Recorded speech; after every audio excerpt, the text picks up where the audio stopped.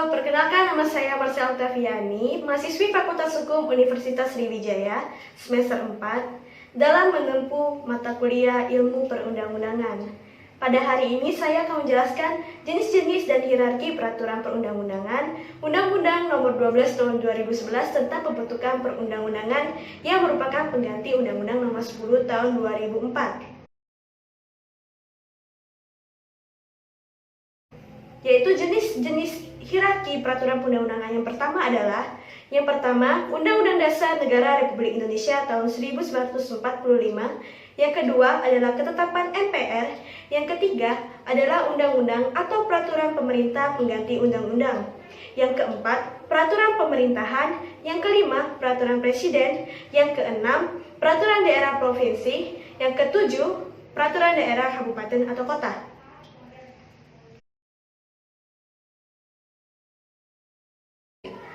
Lantas, mengapa harus disebut hierarki? Hal ini dikarenakan peraturan perundang-undangan yang lebih rendah tidak boleh bertentangan dengan peraturan perundang-undangan yang lebih tinggi. Contohnya, peraturan daerah tidak boleh bertentangan dengan peraturan pemerintah maupun undang-undang. Jenis peraturan tersebut memiliki kekuatan mengikat sebagai peraturan perundang-undangan dengan ketentuan bahwa peraturan perundang-undangan yang lebih tinggi atau dibentuk berdasarkan kewenangan.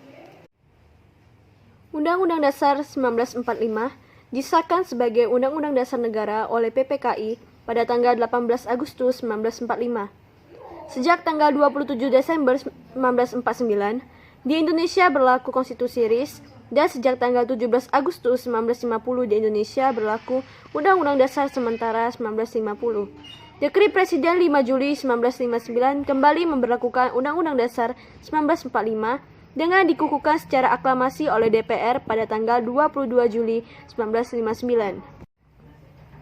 Pada kurun waktu tahun 1999 sampai 2002, Undang-Undang 1945 mengalami 4 kali perubahan atau amandemen yang mengubah susunan lembaga-lembaga dalam sistem ketatanegaraan Republik Indonesia.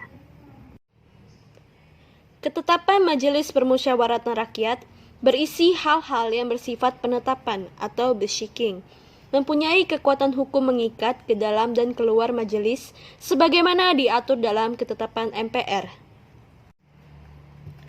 Peraturan pemerintah pengganti undang-undang atau disingkat Perpu adalah peraturan perundang-undangan yang ditetapkan oleh Presiden dalam hal ihwal kegentingan yang memaksa.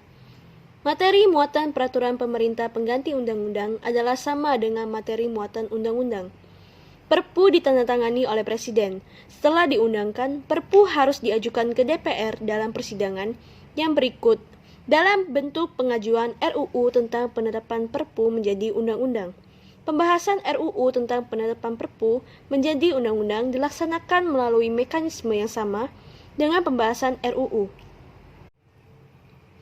Peraturan pemerintah atau disingkat PP adalah peraturan perundang-undangan di Indonesia yang ditetapkan oleh Presiden untuk menjalankan undang-undang sebagaimana mestinya. Materi muatan peraturan pemerintah adalah materi untuk menjalankan undang-undang. Di dalam Undang-Undang Republik Indonesia Nomor 12 Tahun 2011 tentang pembentukan peraturan perundang-undangan dinyatakan bahwa peraturan pemerintah sebagai aturan organik daripada undang-undang menurut hierarkinya tidak boleh tumpang tindih atau bertolak belakang. Peraturan Presiden disingkat Perpres adalah peraturan perundang-undangan yang dibuat oleh Presiden. Materi muatan peraturan Presiden adalah materi yang diperintahkan oleh undang-undang atau materi untuk melaksanakan peraturan pemerintah.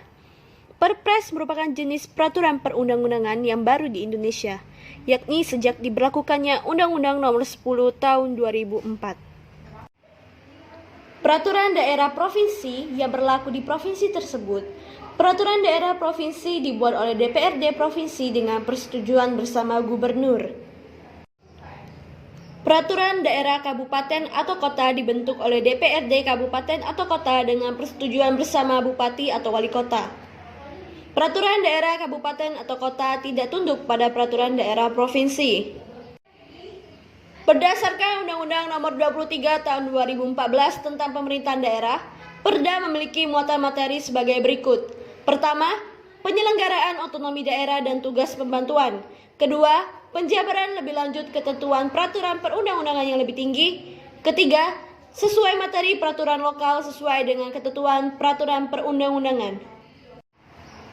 Peraturan daerah atau perda dapat memuat informasi tentang sanksi ganti rugi atas dasar semula dan sanksi administrasi. Sanksi administrasi tersebut terdiri dari 1. Teguran lisan. 2. Teguran tertulis. 3. Penghentian sementara kegiatan. 4. Penghentian tetap kegiatan. 5. Pencabutan sementara izin. 6. Pencabutan tetap izin. 7. Denda administrasi. 8. Sanksi lain sesuai dengan ketentuan peraturan perundang-undangan. Baiklah, itu saja penjelasan dari saya. Semoga apa yang saya jelaskan ini dapat bermanfaat bagi kalian semua. Kritik dan sarannya saya terima. Jangan lupa like, comment, and subscribe. Terima kasih.